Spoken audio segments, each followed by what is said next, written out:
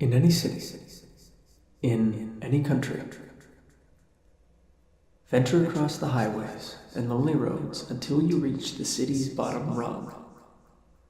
Walk among the ones society has cast away, beggars and poor picked raw by the demands of those better off. Should you come across a scruffy man under a large oak tree, holding a bottle of liquor in a paper bag, his shirt sweat-stained and his pants muddied, do not be afraid to ask him if he knows of the one who calls itself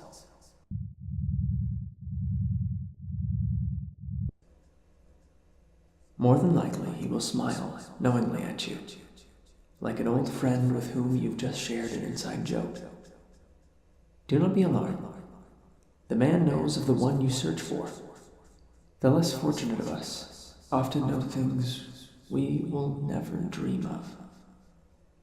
He will guide you to a manhole and casually slide the metal lid off with one grimy boot, tossing you a small flashlight which flickers precariously.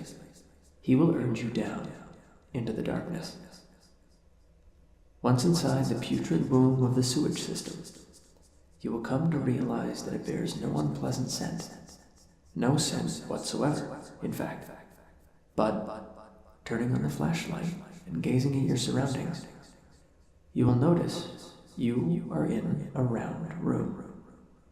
On all the walls will hang partially decomposed bodies, their owners forever suspended in a state of half-awareness, feeling all the pain and horror of a body withering and rotting around them. Corpses litter the floors, and you may notice that one nearly touches you. Do not shrink back. To show cowardice would invite no creature or entity that you would do well to know. Once you have observed your surroundings, the smell will arrive. It will be the most awful thing you could imagine. Human and animal excrement, sulfur, rotting bodies, burning flesh. You will want to claw your nose from your face. The watering of your eyes will nearly blind you. But do not cower. Do not run, and resist the urge to vomit. You will find a thought in your head, unbidden. We are the remains of the ones who could not face the adversary. There is no source of this whisper, though it may curl around you as if carried by the stench itself. Suddenly, the bodies will rupture and burst, one by one, releasing more of the horrible stench and bathing you in rotted bodily fluids and slimy chunks of human refuse. The corpses then will sink to the floor, and what rises from the slurry is a creature of pure beauty. Man, woman, or something else entirely.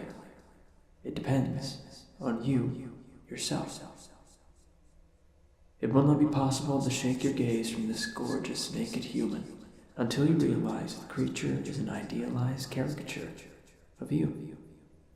Confident, heart-achingly gorgeous, smiling a gentle, patient smile, it will be everything you yourself could ever desire to become. You will be overcome by a sudden jealousy, a total anger, a need to annihilate this perfect you. Do not give in, no matter how strong the temptation. If you do, you are doomed to the adversary's wrath, the eternal torment of the damned you have witnessed prior. There is only one question you must ask the exquisite creature.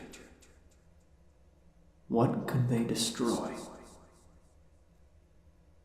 The holder of the adversary will laugh at you melodically, condescendingly, and will explain to you as though you were a small, stupid child exactly the answer to your question. It will spare you no details, even the most horrific. Though horrifying, the story will be interesting, calming to listen to. You will find yourself absorbed in a childlike fascination with the holder. You may liken its story to one told to you by a loved one or a guide when you were a child. You will know that you now have the key to defeating the adversary, that which the damned could not acquire. At the end of the story, the holder will ask, smiling pleasantly, "What will you do now, my child?"